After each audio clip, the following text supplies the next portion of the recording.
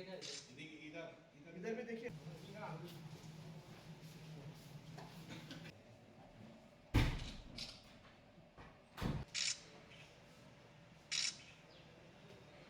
আগামী 12 এপ্রিল ত্রিপুরা রাজ্য স্বশাসিত জেলা পরিষদের সাধারণ নির্বাচন অনুষ্ঠিত হবে। প্রথমেই আমরা সিপিআইএমের তরফ থেকে যে কথাটা বলতে চাই, আমাদের রাজ্যে বিজেপি সরকার আসার পর থেকে কোনো নির্বাচন সঠিকভাবে হয়নি। আমরা সবগুলো নির্বাচনে দেখেছি মানুষ তার গণতান্ত্রিক অধিকার প্রয়োগ করতে পারেনি, নির্বাচনকে প্রহসনে পরিণত করা হয়েছিল। এইরকম একটি প্রেক্ষাপটে আগামী 12 এপ্রিল স্বশাসিত জেলা পরিষদের নির্বাচন অনুষ্ঠিত হচ্ছে। আমরা আশা করছি রাজ্যের নাগরিকরা যেন সুষ্ঠু এবং অবাধ নির্বাচনে অংশগ্রহণ করতে পারে, মানুষ যেন তার গণতান্ত্রিক অধিকার প্রয়োগ করতে পারে, এই ধরনের একটি ব্যবস্থা নির্বাচন কমিশন তৈরি করতে সক্ষম হবে।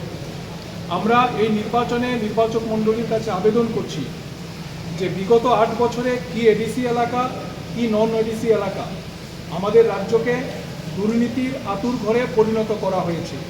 দুর্নীতিমুক্ত এডিসি ঘটতে উপজাতি জনগণের অর্থনৈতিক এবং সামাজিক অবস্থার বিকাশের লক্ষ্যে এবং গণতন্ত্র পুনঃপ্রতিষ্ঠা করতে বিশেষ করে উপজাতি এলাকায় শিক্ষা ব্যবস্থা ভেঙে পড়েছে, স্বাস্থ্য পরিষেবা ভেঙে পড়েছে, যোগাযোগ ব্যবস্থা ভেঙে পড়েছে এবং উপজাতি যুবকরা কাজের অধিকার থেকে বঞ্চিত হচ্ছে।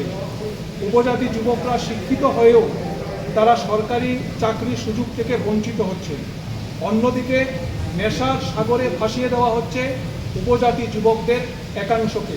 ফলে এই প্রেক্ষাপটে যে নির্বাচন অনুষ্ঠিত হবে আগামী 12 এপ্রিল, আমরা রাজ্যের নির্বাচক মণ্ডলীর কাছে আবেদন করব যে রাজ্যকে এই অন্ধকারের হাত থেকে রক্ষা করতে, ভবিষ্যৎ প্রজন্মকে রক্ষা করতে এডিসি নির্বাচনে বামফ্রন্টের যারা প্রার্থী, আসারামবাড়ি হালাহালি কেন্দ্রে বামফ্রন্টের প্রার্থী করিম দেববর্মা, কুলাই চাম্পাহাওয়ার কেন্দ্রে বামফ্রন্টের প্রার্থী অতুল দেববর্মা এবং রামচন্দ্রঘাট কেন্দ্রে বামফ্রন্টের প্রার্থী সমরেশ দেববর্মা, তাদেরকে কাস্তে হাতুড়ি তারা চিহ্নে ভোট দিয়ে বিপুলভাবে জয়যুক্ত করার জন্যে এবং মহারানীপুর তেলিয়ামুড়া কেন্দ্রে বামফ্রন্টের প্রার্থী রতন কিশোর জমাতিয়া, তাকেও কাস্তে হাতুড়ি তারা চিহ্নে ভোট দিয়ে জয়যুক্ত করার আবেদন আমরা নির্বাচন মণ্ডলীর প্রতি রাখছি।